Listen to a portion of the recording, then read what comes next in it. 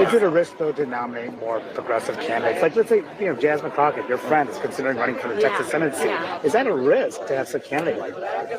I think it's people want this to be about progressive versus moderate. Every community requires a different kind of candidate. We should be celebrating and uplifting our young people who stand up and raise their hand. And I think trying to diminish this into some like progressive versus moderate debate is so silly and small. And I just think that we're bigger than that, and this moment calls for more than that. Several days later. How about this new one they have? Their new star, Crockett. How about her? She's the new star of the Democrat Party, Jasmine Crockett. They're in big trouble. But you have this woman, Crockett. She's a very low IQ person. I watched her speak the other day. She's definitely a low IQ person. Crockett. Oh, man. Oh, man. She's a very low IQ person. Somebody said the other day, she's one of the leaders of the party. I said, you got to be kidding. Now they're going to rely on Crockett. Crockett's going to bring them back. Nope. No, we're not doing this. Cue all the liberals telling me I hate black women. I know it's coming. No, I don't want this establishment Democrat Zionist to run for Senate and succeed. I want James Tallarico to succeed.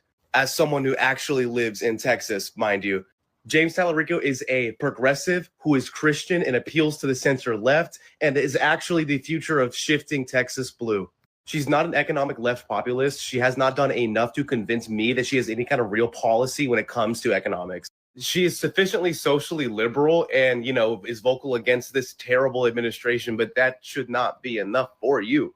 I call her a Zionist because anything other than with your chest speaking out against the Israeli government is not enough. She has not seen a lot of legislative success in Congress, and she's kind of a clip farmer. She really tries to appeal to the Gen Z voter base, but it just comes across that sounds like a good thing, but it just comes across very performative and oh, yippee, I'm in Congress. 100%. That guy, the blue hair freak, liberal, he got it.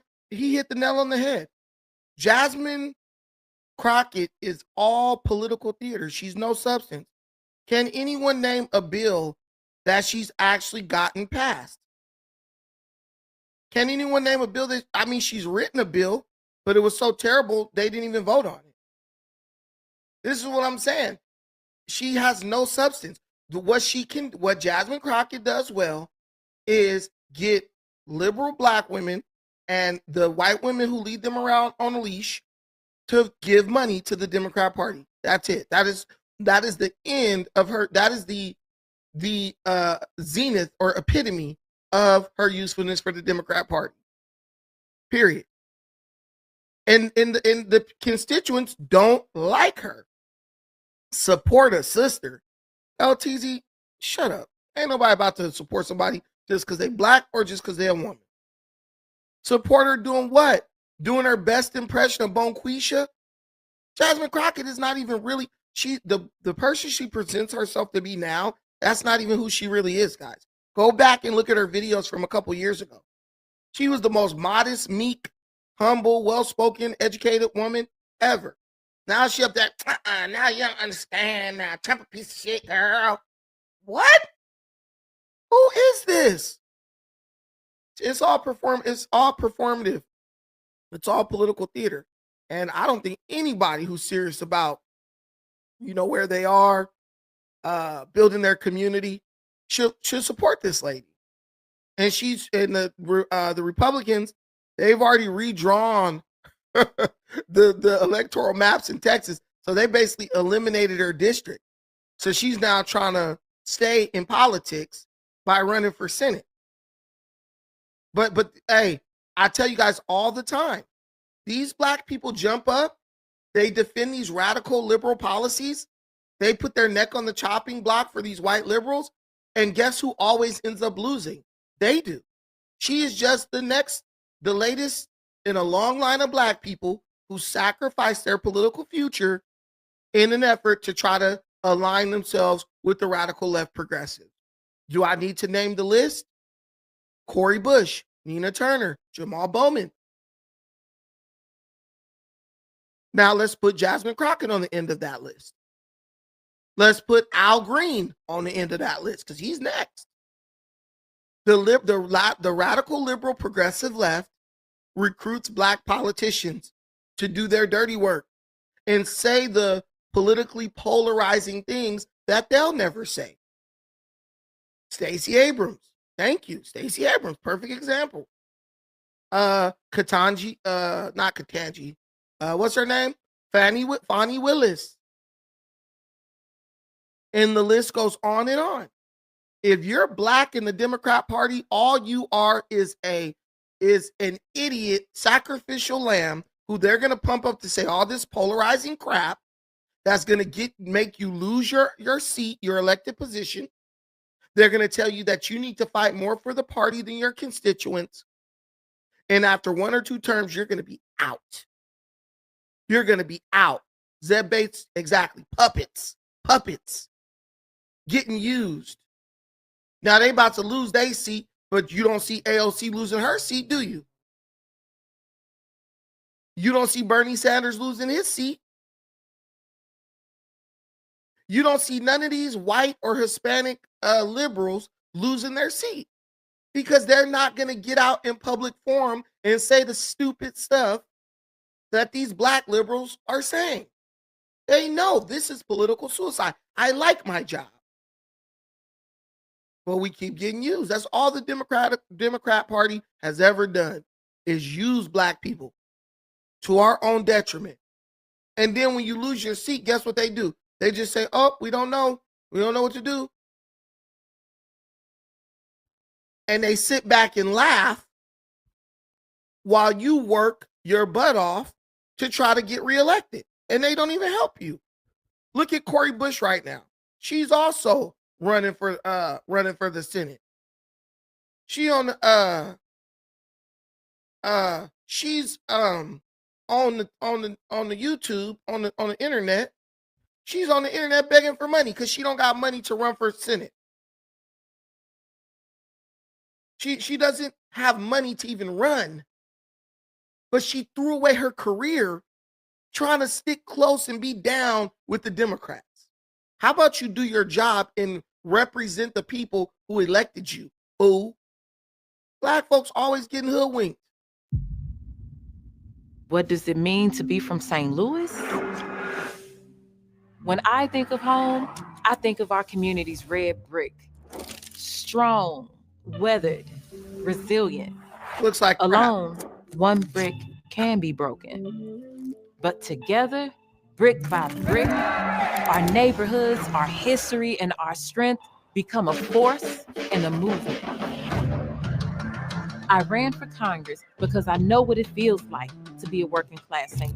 Louis. Let me address something real quick in the comments. Zeb Bates said, freedom of speech out the window. You have to stick to the script agenda, right? And Zeb Bates, I believe that what you're saying is misguided. No, if I send you to Congress to represent me and fight for me, I don't expect to see you on TV screaming at Donald Trump 24 hours a day, not even mentioning my community and what you're doing to help me. Jasmine Crockett got elected to Congress to help those people down in Texas. Jasmine Crockett got to Capitol Hill and declared a war against Donald Trump, which does not help a single person in her district in Texas. That's the problem.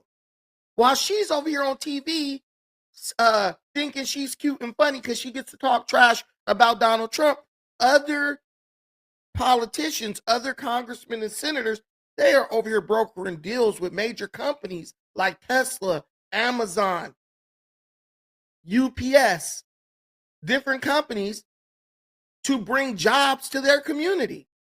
So your politician, your elected official goes to Capitol Hill and fights for your prosperity. My elected official goes to Capitol Hill to go and argue with the president all day. Yeah, they got to go. I need them to be over there doing something that's going to benefit me. She's a Texas congresswoman. Texas is red. It ain't going blue. So what is the point of you arguing with Donald Trump all day? It's not helping you. It's not helping me as your constituent. And that's why that's why her district is getting drawn out. People aren't even fighting for it. They're just like, oh, well, they don't care. She wasn't doing nothing for them anyway. Too often unseen, unheard, left out. I promised to fight for St. Louis, and we delivered. We brought billions of dollars home, directly to our community. We secured flood relief when disaster struck our neighbors. We fought for families poisoned by Coldwater Creek. And we always stood up for the most vulnerable. But because I spoke truth, they pushed back, attacked my name, my motives, spread lies and hate. But even after leaving office, when the storms came, I showed up on the ground because that's what needed to be done. And that's what our district deserves. This community is my purpose. And what ifs don't define us, action does. I ran for Congress to change things for regular people. I'm running again because St. Louis deserves leadership that doesn't wait for permission, doesn't answer to wealthy donors, and doesn't hide when things get tough. All across America, we see it. Our rights rolled back, our history being rewritten, our lives on the line. The stakes for our community here have never been higher. She's still gonna lose. She's still on the same agenda. I did this for St. Louis. I did that for St. Louis. Clearly, the people of St. Louis didn't think so because they elected Wesley Bell over you. People are tired of that. That is why states are sovereign, so that the citizens in a state, they can still have progress, even if there's the president sitting in the White House is not someone who they prefer to elect, right? But see, people don't understand that. She doesn't understand it. She's still talking about Donald Trump. And as soon as she started talking like that, she's done. Because they know what she's going to do. She's going to go back to Washington and try to go at Trump again with Jasmine Crockett and the rest of them. She's a member of the squad. Being in the squad is bigger to her than being the representative of the people of St. Louis.